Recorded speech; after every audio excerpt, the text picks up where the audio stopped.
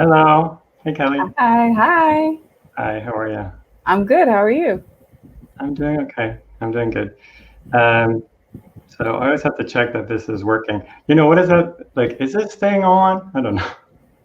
Okay, it's working. Okay, fantastic. Um, all right, so I'd asked you before if you'd lead us centering. Do you mind? Do you mind I doing that? don't mind. Okay, Do you good. want to wait a couple minutes to let people come in? No. I need the centering, and then, they Oh, can okay. during They can catch up. All right. So, welcome. Close your eyes or drop your gaze as much as it's comfortable for you. And then make your spine as long as possible. So, on an inhale, sitting up as tall as you can, sighing that out of the mouth audibly.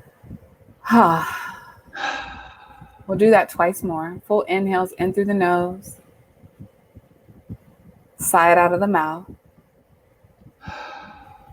And this last time, let the inhale make you as long as possible. Let it expand the chest and the belly. Take a pause there at the top. And when you're ready, let that out of the mouth audibly.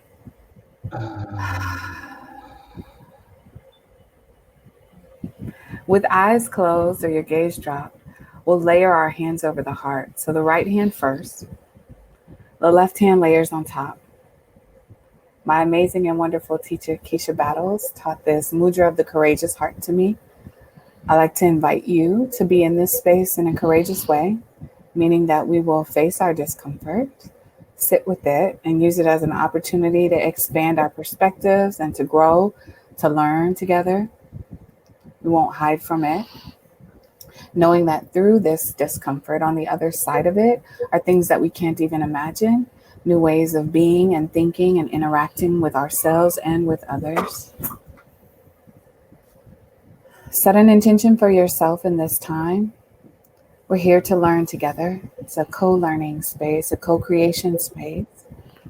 But think about what it is that you would like to give, how you can be in service to this space. And then think about what it is that you need to receive in this space. Set that intention, pull it in, smile at it. Take another deep breath in through the nose. Sigh it out of the mouth audibly. And when you're ready, we can release the hands, find some movement in the fingers and the wrists. We can open the eyes.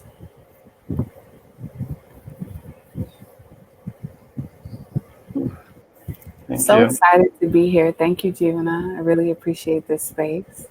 Yeah, thank you for being here. I mean, there's so I'm much to talk about. I'm being joined by my comrade here, Palmer. He's 6. This is my oldest child. Hey, Palmer. They're saying hi to you. Hi. Hi. So how are you doing? I mean, how are you feeling? I feel a lot of different things at one time. I think that there are waves of deep grief and sadness for what is unfolding, what has been unfolding since pre-colonial times, and it continues violence against Black and brown bodies in the name of power and control. And so that can make me sad just because I think about the conversations that my mom has had to have with me in my life. I'm 39, and I'm parenting a 6-year-old and a 3-year-old or 4-year-old that identify as Black. I'm in a Black body. A lot of the people that I really love and consider close family and friends are Black, and it can feel sad to know that we're not safe in a place that many of us consider our homes. And then at the same time, I feel very empowered, emboldened, and inspired by the ways that I see people in different ways trying to unpack and undo and learn and reimagine things. And the protests that have been happening all over the world for now, like 9, almost 10 days, are very enlivening for me, even in the things that people like to label as like property destruction or violence. I feel that white supremacy is a really big system that operates in violence. And most of the time, people are not awakened to it until it's brought to their own doorstep. And so I've said it before in my own post. I shared it on a post with Accessible Yoga that I'll never value humanity over property, especially property that's insured and paid for. And so I don't mind saying that I'm glad to see things set on fire and to see things broken. I tell my family and friends all the time, jokingly, but also serious, if something were to happen to me, if the police or some other person were to take my life because of white supremacy, I want to see from the afterlife a lot of fires. I want all the things to be burned until it shifted so that I could be the last person. And so I sit in also a space of feeling hopeful that this awakening, this constant stream of people having to face a thing that a lot of people don't ever have to think about or face will create a shift that makes it much safer for the person who's sitting on my lap and the people that will come after him.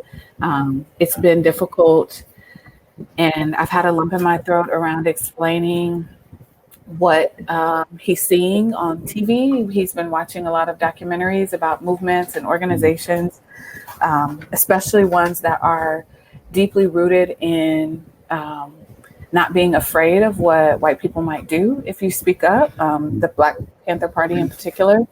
And it's been interesting to just hear his perspective around some of the things that they're saying. I don't know if you've ever watched any like documentaries about the Black Panthers, but their language is not mild at all around their ability and non-reserve around using violence to protect Black people. And so just, you know, I'm a yogi and I'm teaching my children that violence isn't a way to operate. And also sometimes violence is necessary to create shift. And that's a sad reality of our human experience, but there's not a revolution or a shift, a major shift that has occurred that hasn't required some level of people breaking shit. I mean, slavery ended because people broke stuff. And I just wish that we would release capitalism enough to see that this is only happening because the people you see protesting are sometimes the 6th or 7th generation of people who were brought here and were enslaved and have only known violence as a means of control on this continent. And so to answer your question, I'm feeling a lot of things and they're circulating for me in a lot of ways as a Black person, as a Black queer person, as a Black mother, as a race and social justice equity instructor, as a yoga teacher, as a nonprofit organizer. Like, it just brings up a lot of things. So sometimes I'm laughing and basking deeply in joy because that feels like a revolution for me, and holding my partner tight and kissing my children. And then other times I'm crying and screaming and cussing. I shared with Jivana the other day, I sent a very curse word laden email in a parent thread at my son's school because some of the white parents don't want to get it and they want to light and love us through this situation. And I'm tired of that. I remember my mom having to advocate for me as a Black person in a mostly white school environment, and she and I don't have the same disposition. I'm not as peaceful as she is. That's why I have yoga. And so it's just it's an interesting time, but it's not like it's new. It's just magnified in this moment because I feel like that a lot of the time. I just usually have spaces where I'm like teaching and training. And so people have opted into the education that I'm offering. But I shared with you yesterday, and I'll say here for everybody, I feel like right now there's a fear of being labeled on the bad side of history. And I think that everyone, especially white people, are going to have to let that go because of whiteness, not individuals, but because of the construct of whiteness. White people have been on the bad side. And so it's okay to just accept that you've benefited from your whiteness and that it has created a life of ease. And I'm not saying it was easy. I'm saying there are things that you've never had to deal with, things you've never had to explain to your children that you'll never have to explain because you are white. And because that persists, you've benefited from it. And so it's okay to accept that and sit with the guilt or regret that comes up for not being in action. But to deny it or to try to bypass around that feeling of guilt or responsibility, that's the first thing that we need to do, is acknowledge the responsibility we each have for upholding the system. Can you say more about that? I've heard you speak about it before, and especially about power, I think is the way you always frame it, and how like that's where whiteness is. You know? Yeah. I think, excuse me, you have to ask Nico. You'll have to ask I don't have a Nico. question. I've got something. Okay, what would you like to say? The book I'm reading, the characters in it are made out of earth things. Okay. Oh wow. Fingerprints, onions, grapes, crayons, everything. Thank you. Wow. I appreciate that. So you can't interrupt me anymore. If you have something to share, it'll be after. The characters are made out of vegetables. There, yeah, out of everything. So I think that so first I want to say that Michelle Cassandra Johnston, who I consider a sister and comrade in this work in a lot of ways, she's written a really fantastic book. At this point, if you are committed to this work and you are calling yourself a yoga teacher and a yogi and you have not invested in her work and read that book, you are doing a disservice to yourself and to your community and to your students. I say that to say that in her book, she really gives some really important definitions around a lot of the terms that you now are hearing regularly on TV and in the news: white supremacy, power, liberation, trauma. Like, she really breaks these things down and connects them to the philosophy that's a part of our practice in a way that's very digestible. And so it's my first suggestion to like either get it now. Skill in action. Yeah, Skill in Action is the name of that book. And she talks about the way that white privilege and privilege in general is a power. And so even in this community, we have people that are dealing with disabilities and illness that strip some of their privilege away. And as I shared, I think when we were at the New York conference, and I know I talked about it in St. Louis, that identity of whether you're a person who has a physical disability or there's a disability that isn't really obvious to people, that is one identity that can be layered against being Black or being queer or being in a fat body. And when we are saying in this community that we want to be of service to people, we have to understand that if you're saying that you want to service people who are amputees, there are Black people who are amputees, and their experience of how they became an amputee, how they navigate the services that are available to them, the spaces that are created for amputees, they're all influenced by their Blackness. And it's a disservice and you're a misuse of your power not to acknowledge and be figuring out how you can be of service to those other identities. I am in a place where I feel like it's great. Everyone wants to learn. Everyone is so pressed for information. My inbox on all social media channels is overrun with messages that I won't ever answer. But where people are wanting information, but I can't possibly do my work and answer all of these questions and inquiries. And in some ways they're disrespectful because they're not people I have relationships with and they're not offering to compensate me for that labor. But what I was going to say is what is missing for me, what makes all of this learning very performative, is that people are first intellectualizing what we're talking about and not really considering their individual experience and how their individual practices contribute. And that's a misuse of power. You don't even have to think about how white supremacy works in your life. And if you are new to this, if you're newly saying like, okay, yes, I see the world has inequities, but you haven't ever said and thought about like, well, how does where I live, where I school my children, where I practice yoga, where I open my studio, where I teach, who comes to my class, who my children interact with, who I grew up interacting with, all of those things are a part of privilege and power that have to be unpacked and frankly undone if we're really going to make things equitable. The other part, which Jivana has heard me say like a million times on a million different calls, is that there has to be a redistribution of resources. And that part feels scary for people because we live in capitalism and we're told to hoard our resources. That's why everybody has a savings account and mutual funds and all these other things where we squirrel away fake money. It doesn't even exist. Most of us will never even touch the money that we like transfer back and forth. It's not even real, but we hoard it. And the reality is that drives the biggest gap in life equity for most people. I was watching a program that Oprah has on. It's a 2-night thing. And last night, Reverend Barber was on there.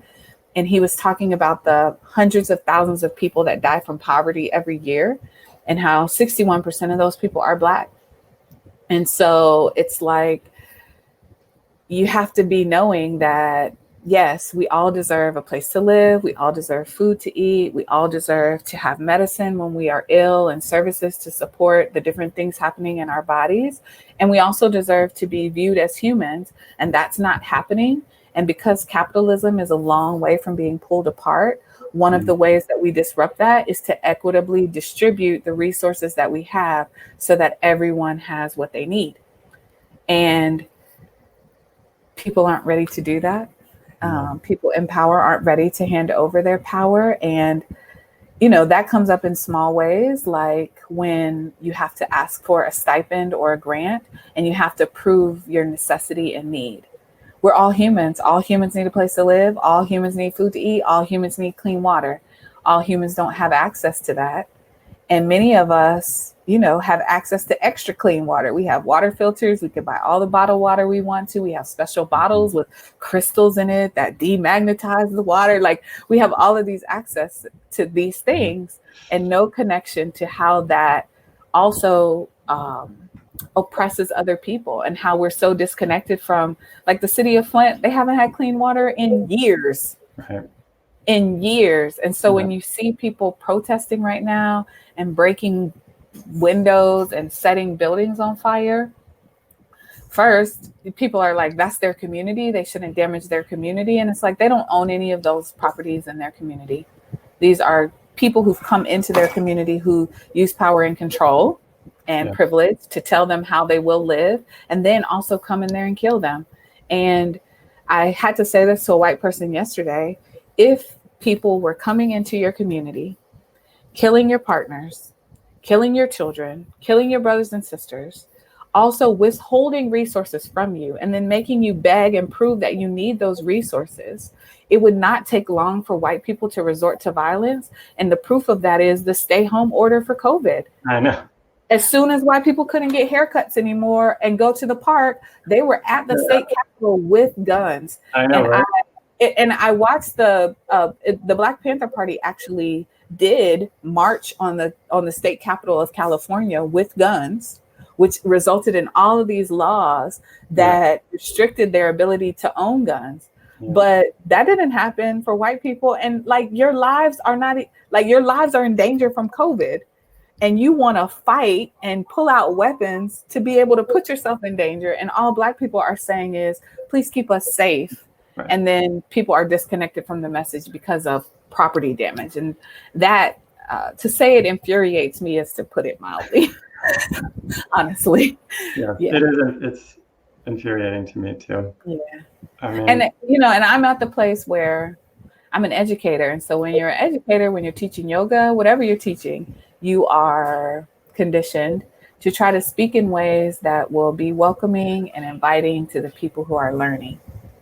And I feel connected to that for multiple reasons, because I'm a human and I want other people to feel humanized when I'm interacting with them. And also, I'm done mincing words and speaking in ways that are comfortable. I'm done tone policing myself and not just saying, I feel like I do say what I need to say in all times. Yeah, you do. And also, I'm a writer, so I know that different words land differently. I'm done trying to figure out how the words are going to land, because literally the lives of my children and hundreds of thousands of other children are on the line. And the part that I think that people who are white and white presenting and who live in white privilege don't understand is that your lives are also on the line. You also are in danger. You also are being harmed because you're being asked to step outside of your own humanity to dehumanize others, whether it's Black people or poor people or people with disabilities. But you're being asked to do that, and you're going along with it. And energetically, it is chipping away at you, even though you don't know it. And so, when we're talking about capitalism, it's like everybody has bought this notion that to have more, to acquire more, to work hard is the crux of your value.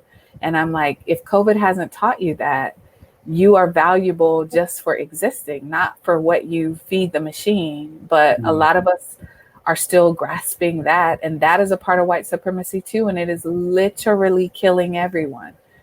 But, I kind of sit back with other race equity educators at the beginning of the pandemic and said, like, okay, we've been saying for ever, other people before us, Martin Luther King, like, this is not sustainable. This level of capitalism is not sustainable, and it will start to affect white people in a way that they will actually feel the way that minorities feel. And so when the pandemic happened, I'm not happy to see it happen.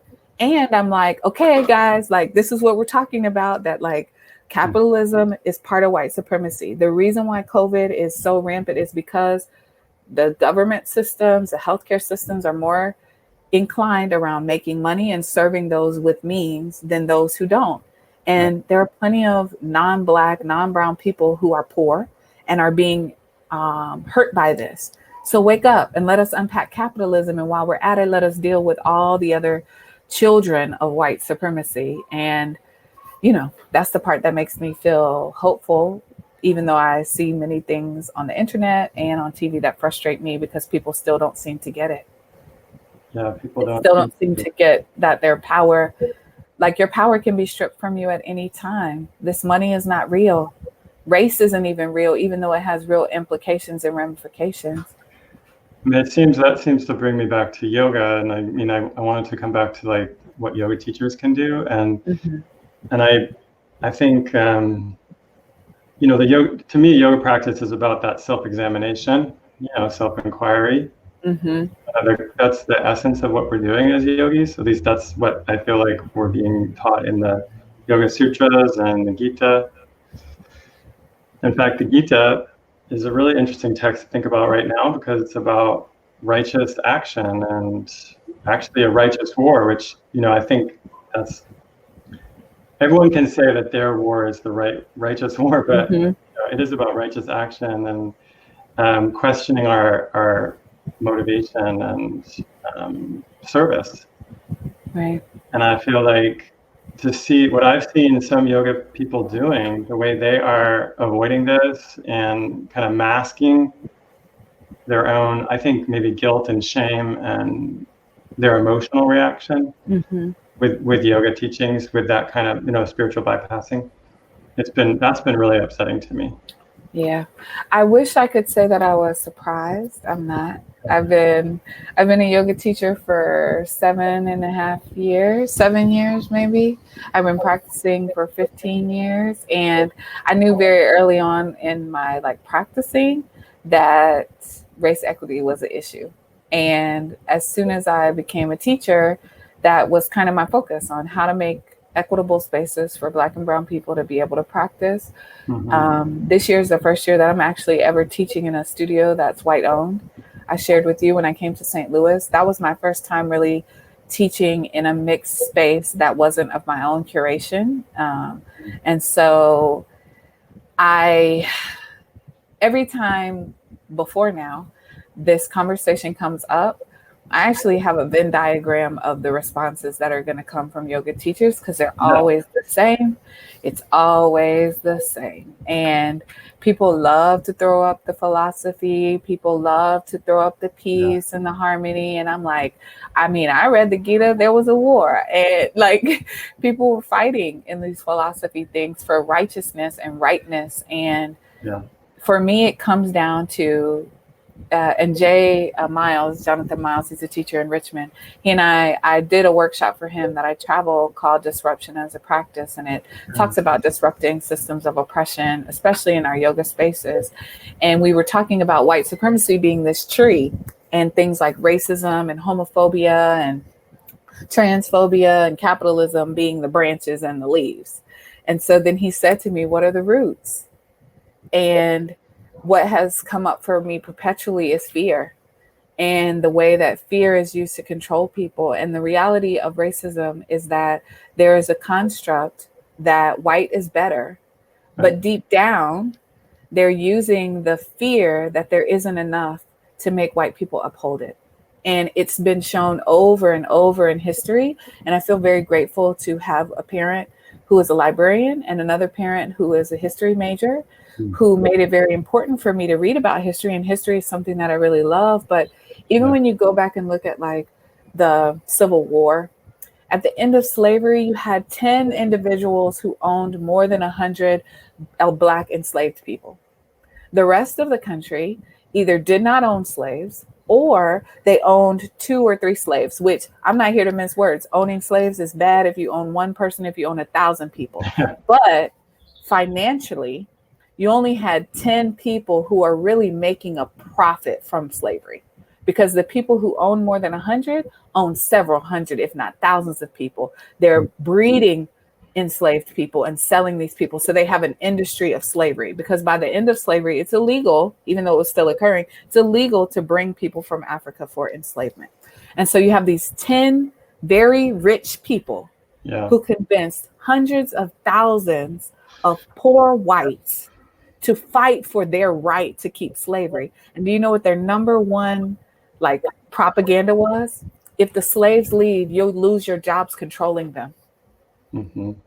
And for me, that fear still resonates even in this yoga community. It's like when you say, hey, white yoga teachers, it is time for you to start highlighting and spotlighting the Black and brown teachers around you. It's time for you to let go of culturally appropriating this practice and allow the people who are of indigenous nature, who these practices are shown and proven, not just in Asia, but also in Africa.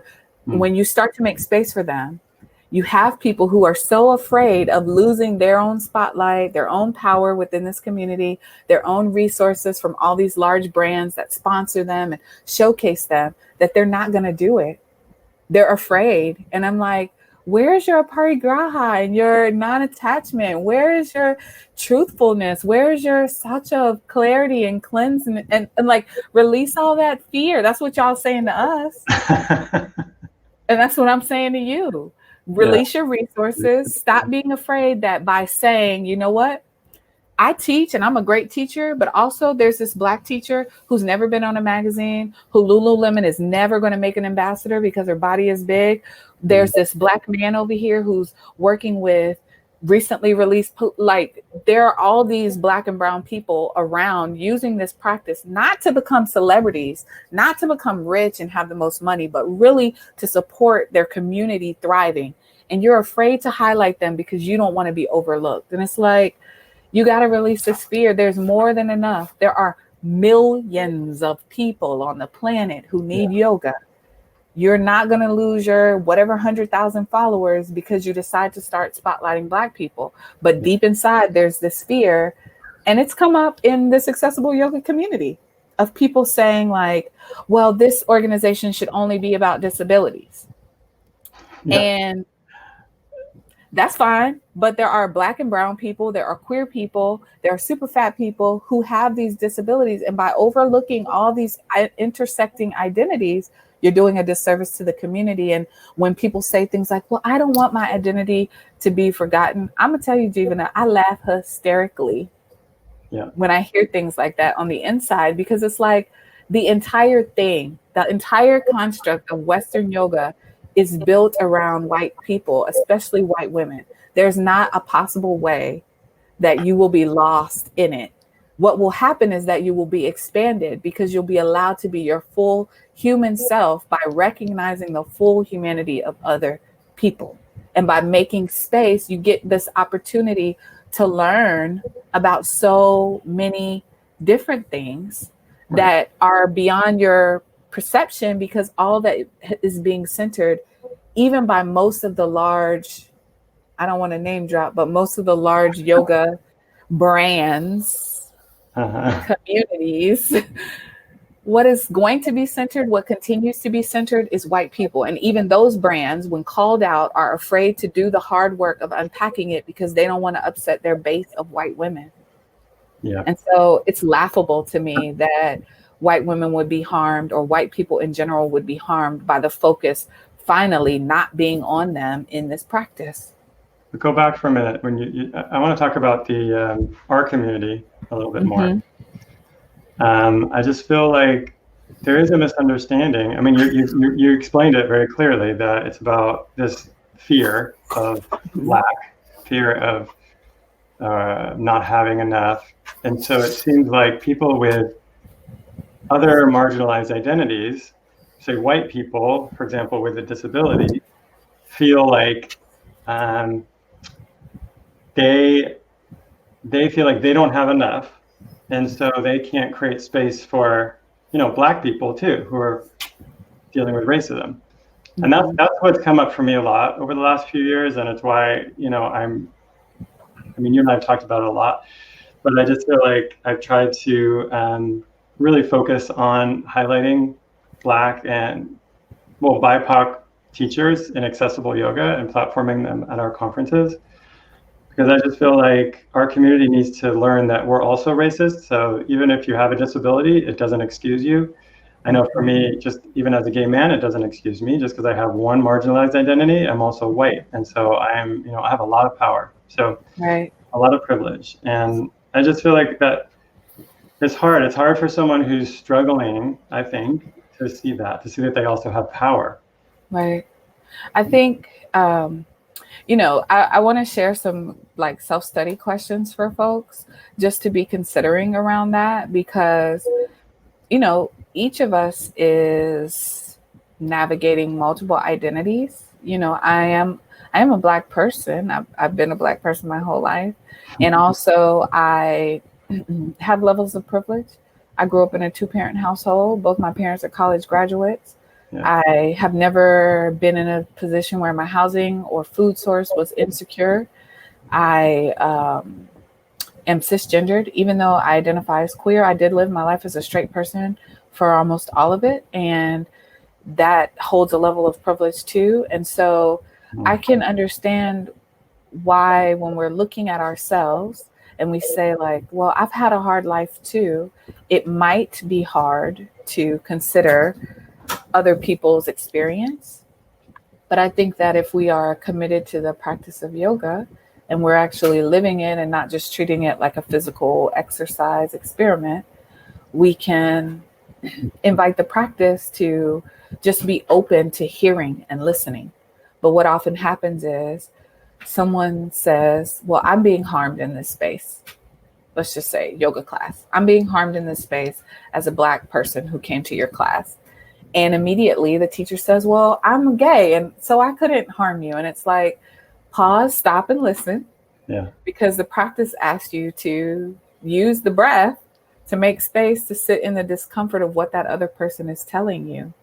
And for the people who are navigating disabilities, I'm not a person, I am a person who doesn't have any disabilities. I haven't ever really navigated any major health challenges.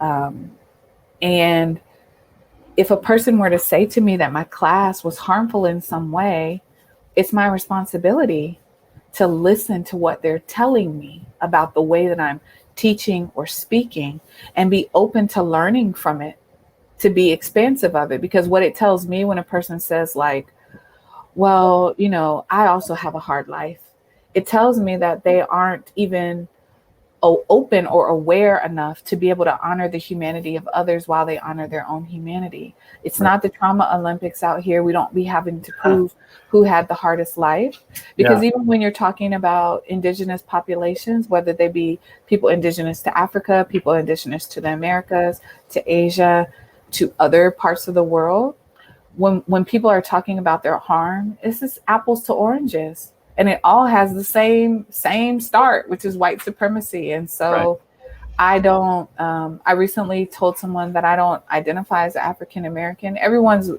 can identify how they want to. I don't identify in that way. I'm Black because my ancestors came from the continent of Africa. And I wish to be in connection to people across the diaspora who've been affected by enslavement. Not all enslaved people came to the Americas.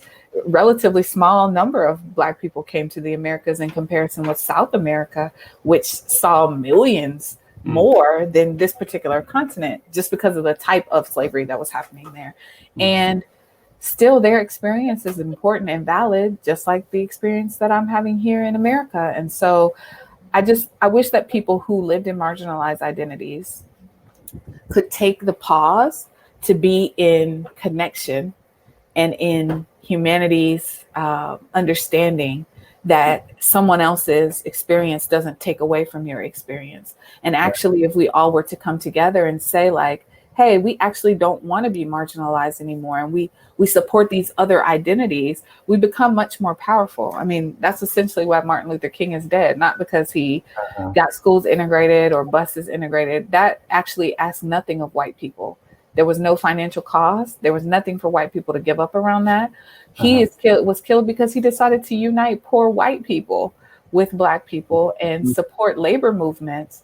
And he was emboldening poor whites to see that they were being shamed in their own country. And that is dangerous to systems, for people to unite together to say, hey, you know what? I'm going to use my power and privilege as a white person to say, I'm no longer okay with oppressing this other group of people. And we're going to work together to actually overthrow your power. And that's what's necessary to shift. But as long as people cling to the little places of power and privilege that they have, the system persists.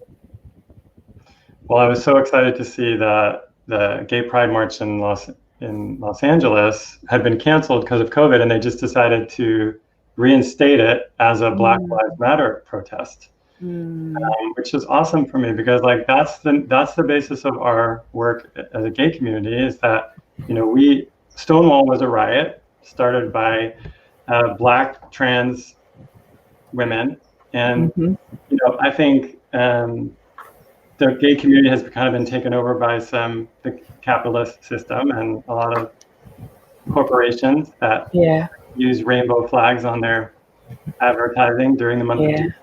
I mean, that's what's happening to Black Lives Matter at this point. Like, I was watching TV yesterday, and there was a commercial from P&G. I'm in upstate New York right now, so I'm not familiar with that brand like that, but I know they make a lot of different things. And they already have a series of commercials around the Black experience. And I'm like, I turned to my partner and was like, that marketing department worked quick to turn that thing around. And I feel grateful that the message of Black lives being important is out there. And also, I don't want to see it be used the way Pride is used. You know, every brand has a Pride, a t-shirt, even that man that they call the president of the United States. On his website, he has a Pride Make America Great shirt. Wow. It's $40. It's very interesting. That makes me scared. Jill said Black Lives Matter pulled out of the Pride. But I love the idea. You know, I was like thinking about what you said around intersectionality. I also see that in our community. So I want to say, in defense of the accessible yoga community, that I've seen incredible work happen here, and also from other disability activists, because I feel like the disability community is incredibly diverse, because disability does cut across all races and everything. Like, it is not, you know, anyone can get sick at any time, anyone can be born with a disability. It's like not related to anything else necessarily. And so I think there's an opportunity within the disability community, which is huge, to do that work. And I've seen a lot of amazing leaders in our community do that. I like to follow Haben Girma, who's a deafblind Black woman, and she worked for the Obama administration. She has a new autobiography out, and also Judith Human has a new autobiography out, and that movie Crip Camp, you know, which is great. And I think looking at disability rights as another way of fighting white supremacy feels really important and connected. I mean, if we could, rather than just erase each other's issues, but actually embrace them, to see that other people are suffering, I think that's beautiful. Yeah, I definitely think that it would be more powerful if we all operated in that way. It's kind of like the feminist movement.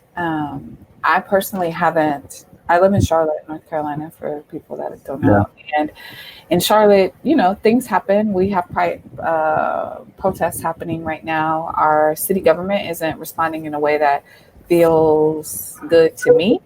But in the city, they'll do things like, you know, they had the Pink Pussy Hat March. I forget the Women's March. And I've been invited. I've never attended them just because I don't feel a unity with that movement. I feel, and it happens in most spaces that I've visited or common threads I read, that if we start to center that Black women's experiences are different than white women's experiences, white women get very defensive about the fact that they're still women and we can't be divisive in that way. And, a lot of them love to quote Audre Lorde. And I'm like, she is the main person that says, like, the key is to celebrate all of the differences and honor everyone's differences, not try to homogenize everybody to a space that feels comfortable to you. And women in general and femme identified people do navigate levels of violence and oppression that are exclusive to that identity. Right. But when you layer on the identity of having a disability or chronic illness or being in a bigger body or being Black, this is a different thing that you haven't had to navigate. Your white women's hair and bodies are not policed in the same way as Black women. White women do not die at the same rates due to domestic violence, external violence, or childbirth. Like, I'm a person who faced very critical conditions both times as a Black person from childbirth that white women don't even have to think about. And the ways I was treated and talked to by my care team were directly connected to how they viewed me based on my insurance, based on what they thought my partner status was. Like, these are things that are layered in racism. And I just wish that all of these groups all of these affinity groups could see how they also uphold systems. And I feel grateful for accessible yoga because there's a lot of learning and unlearning happening all the time with everybody involved, even within the community. And this is probably the only space where I'm doing a talk like this that isn't being sponsored by a Black-led organization, because I don't trust that the yoga community, I don't care who they are, Yoga Alliance, Yoga Journal, I don't trust any of them to actually be committed to the work in the ways that I'm witnessing because I work in this organization. And, there is a part of me, to be honest, that always holds the space of not feeling hopeful that what we see right now will be sustained. And so only time will tell around that. But, there was a man on Oprah's thing yesterday. He's a writer for New York Times. And he said that he said a lot this week and wondered, what if I had focused all of my energy and all of my intelligence and all of my talent on something else? Because white people don't get it. And I've spent my entire life trying to educate. And at 40 some years old, he was like, nothing has changed. And I sit and ask myself, am I wasting my life force in this? And that comes up for me too, not so much here, but in the broader yoga community, it definitely, I see a post from Susanna, or I see a post from Eliana Constanza or Michelle Cassandra or Kanae Miller from Transformation Yoga in South Carolina. And there's so many great comments. And then there's 3 or 4 in there where they're just like, like, this is how you felt. And you felt bold enough to put it here. Yeah. So let's talk about that. What can yoga teachers do? Like, okay. Yes. I think the number one. I can answer too. I'm not like just putting on you. Yeah.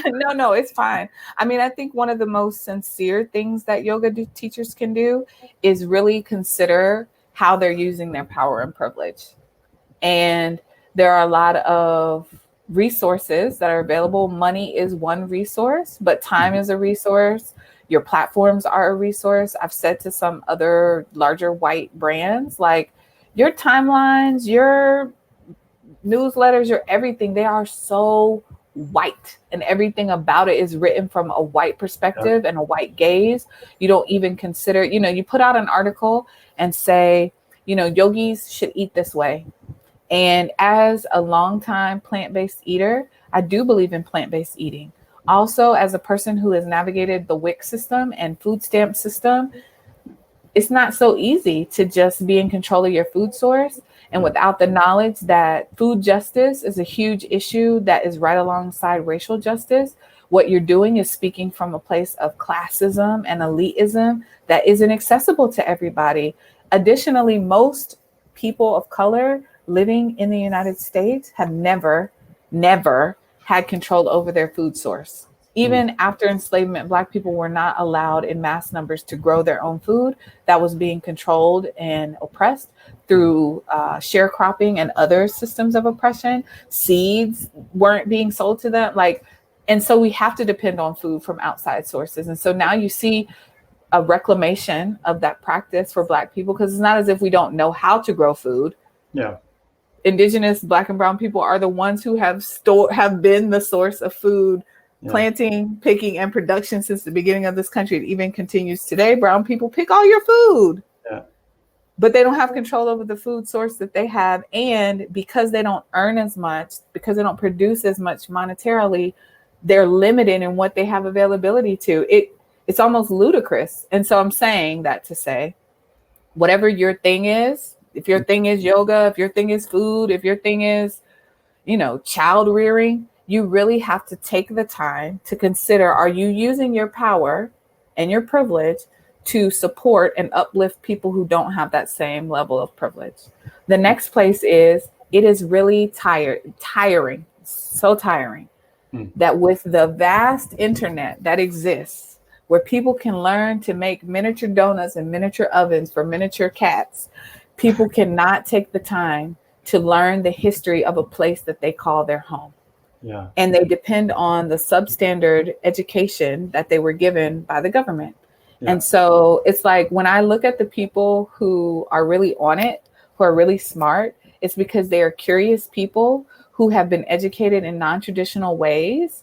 Like, I really love Amber. She's my work wife. I don't know if she's on here listening, but I really appreciate Amber. And Amber is a homeschooled person. And when she told me that, it made everything make sense, because Amber makes mistakes, but then Amber owns her mistakes and takes the time on her own without depending on a Black or brown person to figure out and educate herself. And I just wish that more white people were moving in that way. And it's not like I'm just trying to give her a pat on the back. I'm just trying to highlight the type of behavior that's necessary, that if someone calls you out about something that you've done, it is not the obligation of the person that you've harmed or the groups of people that you've harmed to educate you. Not with Google and the internet as vast. And I know our internet is, they keep us from seeing lots of things, but the history of this country is readily available. There's so many resources to learn about the history of food, the history of movement. It's like, even within the yoga community,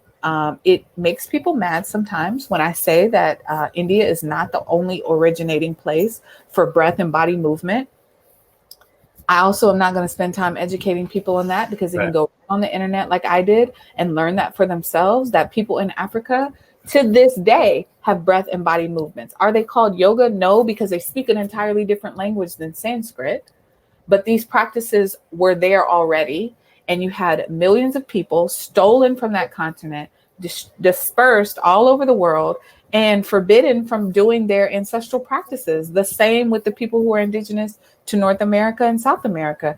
White people came in with Christianity and forbid them from speaking their native tongues, singing their native songs, which equates to chanting, which equates to meditation, which equates to all the breath and body movements that connected them to their spirituality.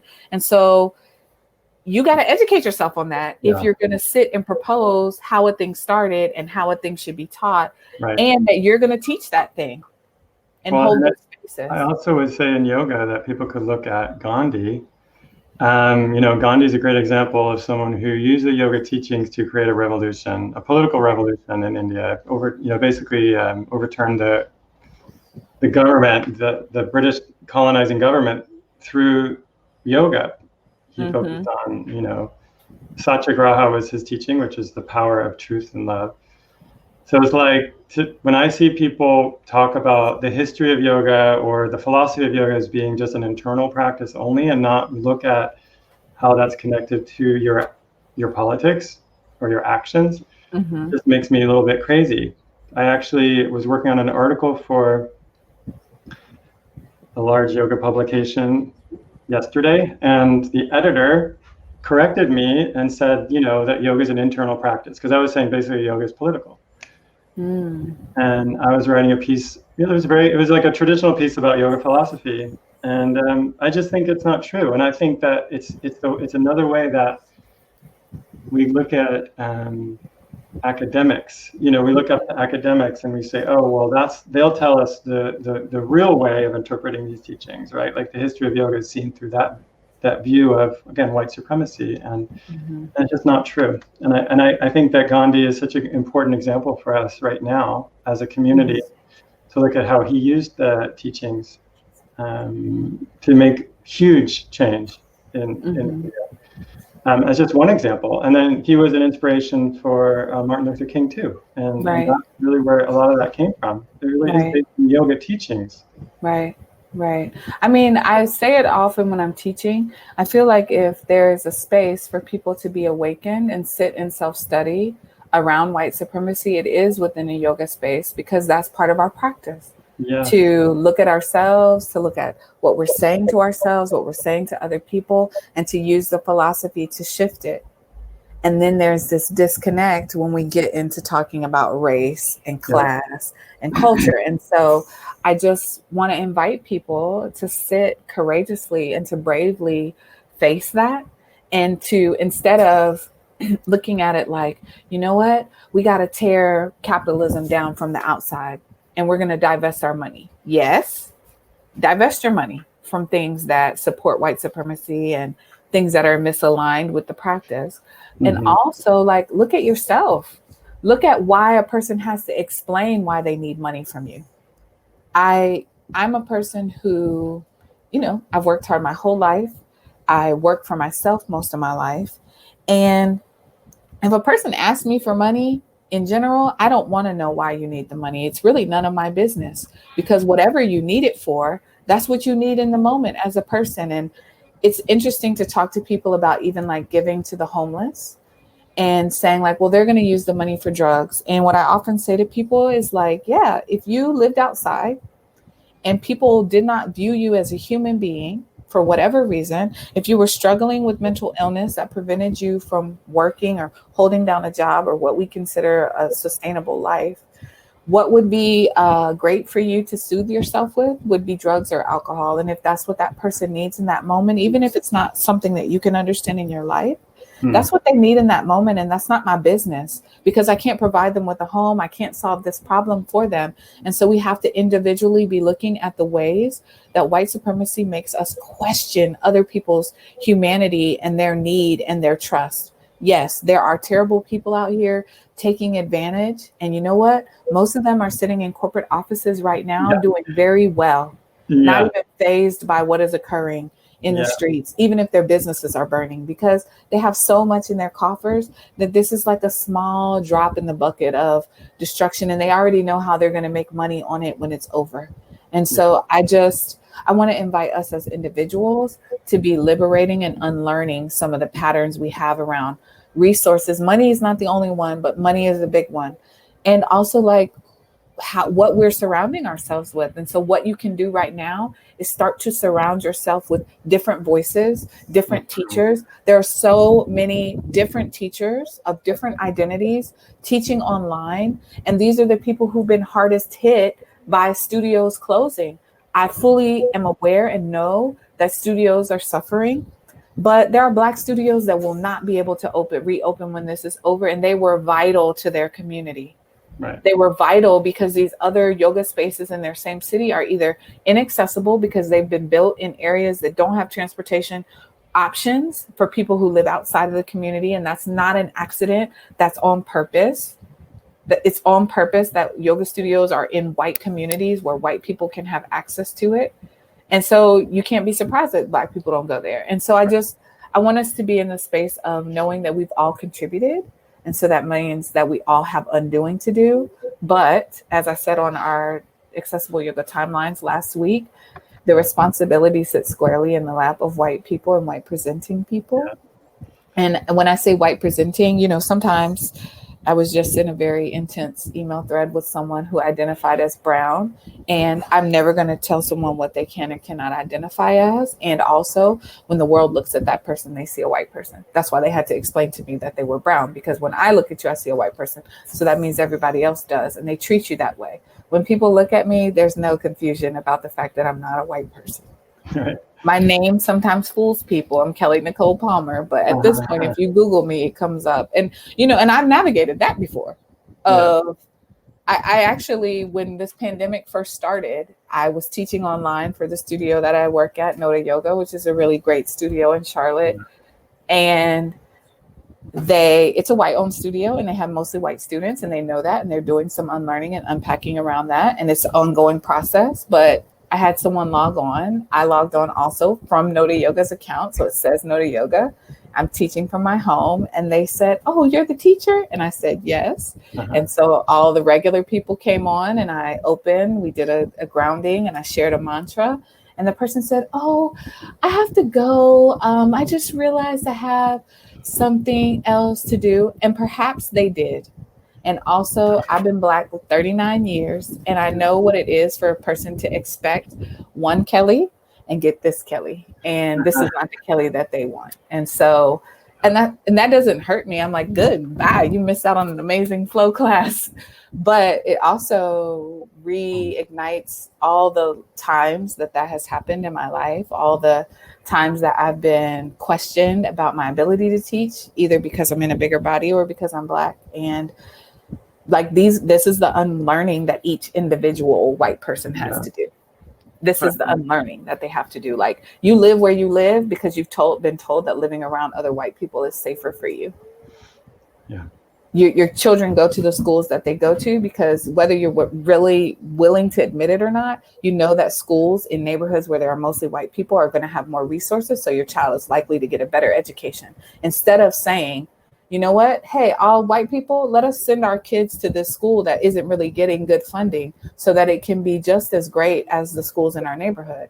But people are so individualized and like center focused on themselves that they're not willing to give up that power. They're not willing to extend their privilege in that way. And those are the small things. And so it's like sitting every day with every choice you make, with where you grocery shop, with where you live, with the things you spend your money on, and really asking yourself, is this influenced by white supremacy? And I'm gonna tell you the answer is already yes. And so it's the case for all people, but this really doesn't shift until white people decide for it to shift. And the last thing I just want to say that white people need to do is you need to put your bodies in the places where protests are happening, period, the end. If you feel unsafe, I'm sorry. It's unsafe for Black people every single day. But I will tell you this, that if those protests had more white people there, if more white people came with their children, the police would engage in this very differently, because when they look at you, they see someone with power and privilege that they don't want to have to deal with if they harm. And I'm not saying that white people aren't being harmed in these protests, because I'm seeing that also. And that feels bad. That was happening during the civil rights movement too. No one should be harmed. But the state sanctioned violence that happens when Black people raise their voices, because we're talking about protests where no one had weapons and governments are using chemical weapons on people walking in the streets. But then white people were allowed to enter government buildings with guns. Right. They were allowed to enter with guns. And, you know, there's this space of, I traveled 10 hours from North Carolina to upstate New York with my partner to be with her family while we welcome this beautiful new Black person into the world. She's 8 days old. She's so beautiful, so healthy. She has no idea the world that she's entered. Maybe she does because past lives, but we traveled here, and it was a very interesting and triggering thing to, one, have to plan so much because of pandemic, of where to stop and how to acquire food and all these things. But also this space of making sure that we got gas in cities that I knew there would be Black people, because it doesn't feel safe right now as a Black person to stop in it never has, but particularly right now. We were traveling on the very first day of protest. It didn't feel good to try to stop in a place where like there are Confederate flags being flown alongside the highway. And it's like, well, let us get gas in Richmond, because at least in Richmond, you know, it's a bigger city. There are Black people here, but in rural Virginia, I don't really know what the city's climate is or the town's climate is. And that's going to feel particularly unsafe for my Black queer family where I have small children.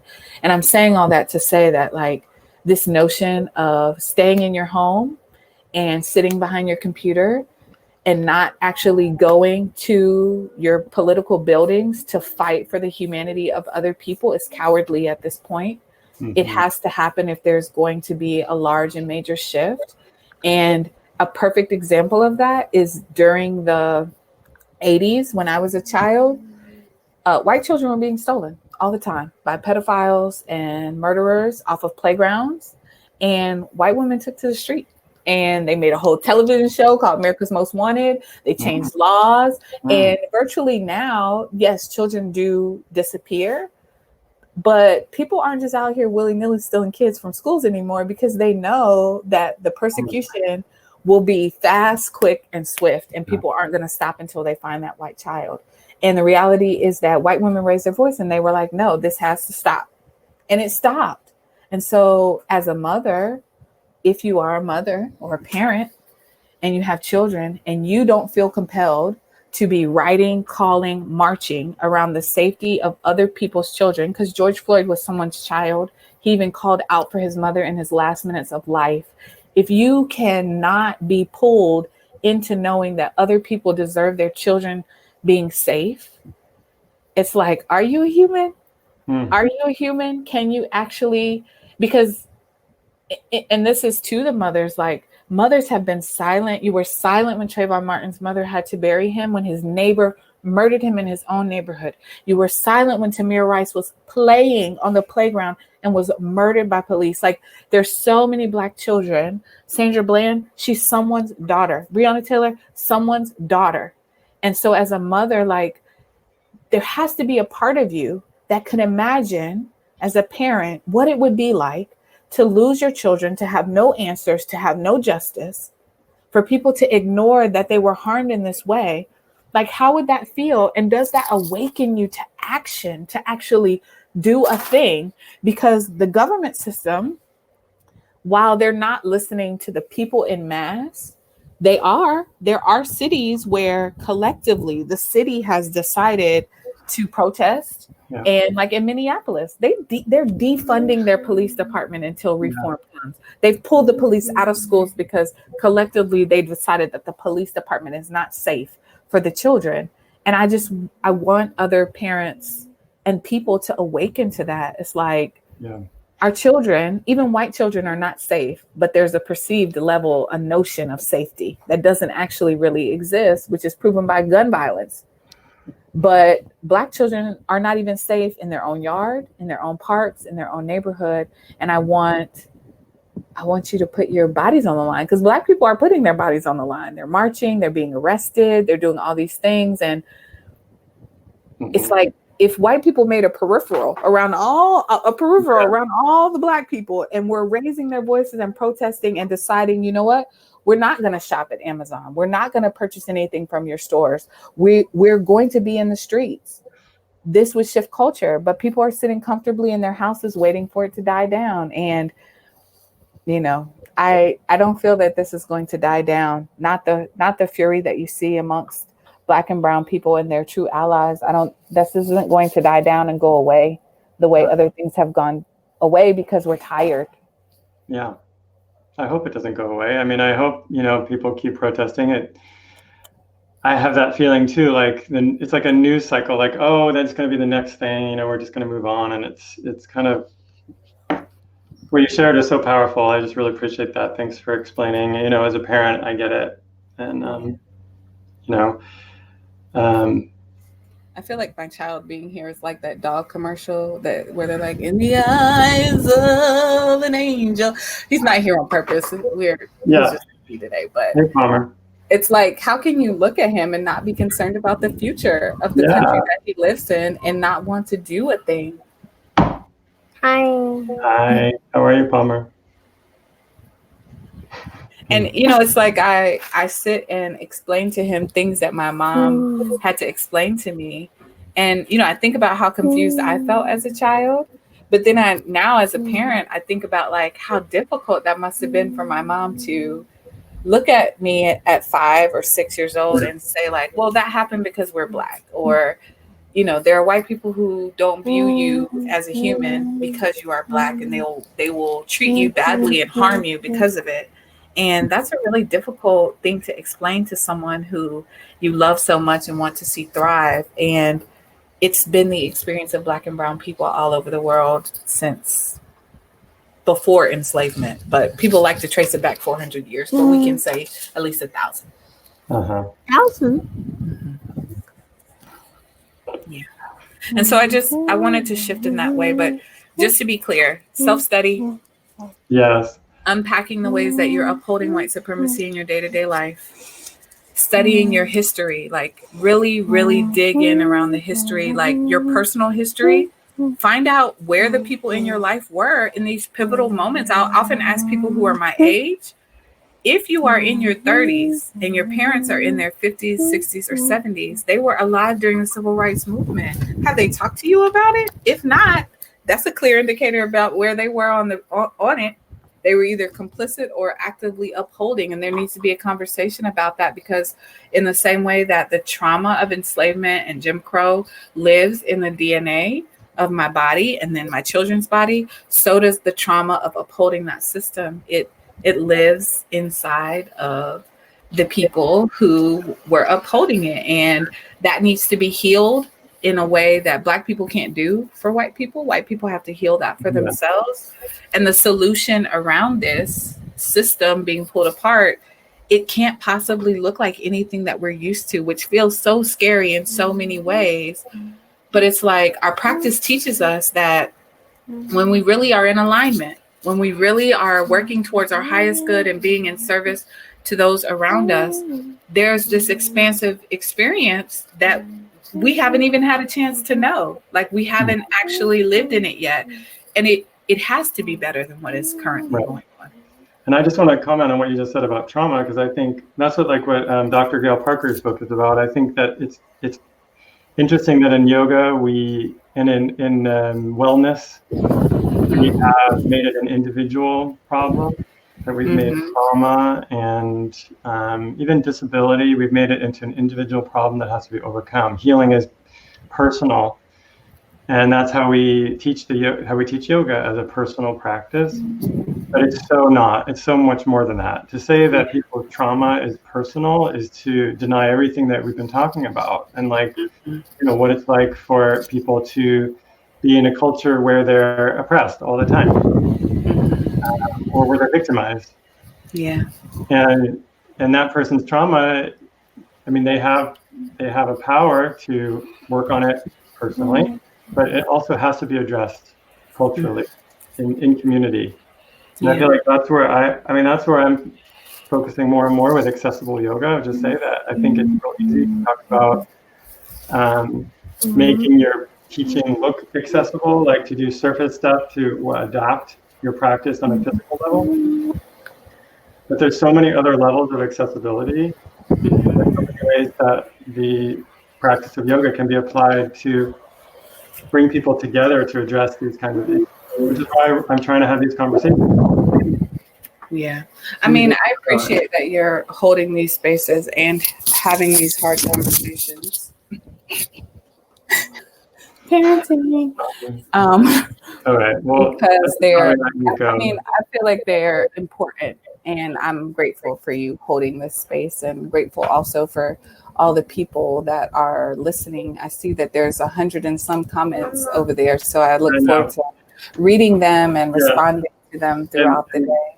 And Kelley, maybe just, if you don't mind, we can put in there right now, just say that how people can find you and how can learn more about you and learn from you. Yeah. So my name is Kelley Palmer. You can, I hate to be like, oh, Google me, but you could Google me. And I, of course, work for Accessible Yoga. I'm a communications manager, but I also am a founding member of the Sanctuary in the City, which is a Charlotte-based nonprofit that brings free and donation-based wellness practices that include yoga to Black and Brown people. Our website is thesanctuaryinthecity.org.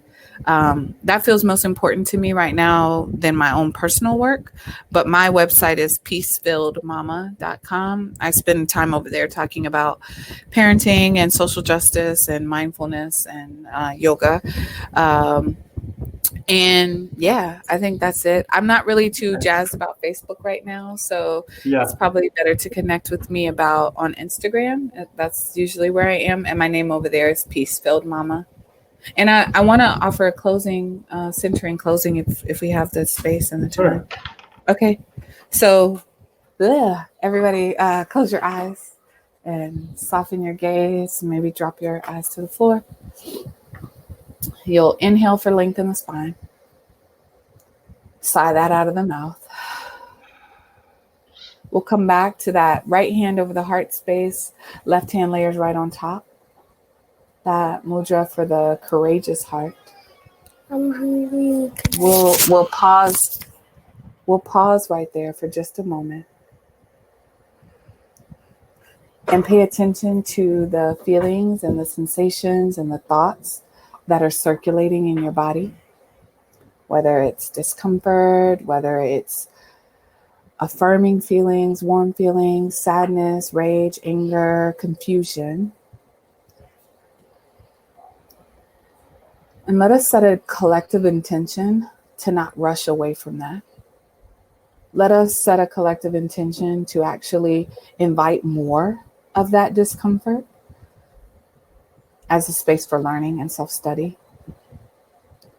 And let us make this collective intention that by facing it, we're opening a space to shift it. We're opening a space to learn more and broaden our perspectives. And we set an intention to welcome that. New perspectives, new ways of being, new ways of living and interacting, new ways of seeing one another and affirming one another and uplifting those who are being oppressed continuously on a daily basis, even in our yoga community spaces. Extend a smile and warmth to yourself for choosing to be here in this space and have this more difficult conversation. Take a deep breath in through both nostrils. Let the chest and the belly expand. Pause at the top. And when you're ready, you could sigh that breath out.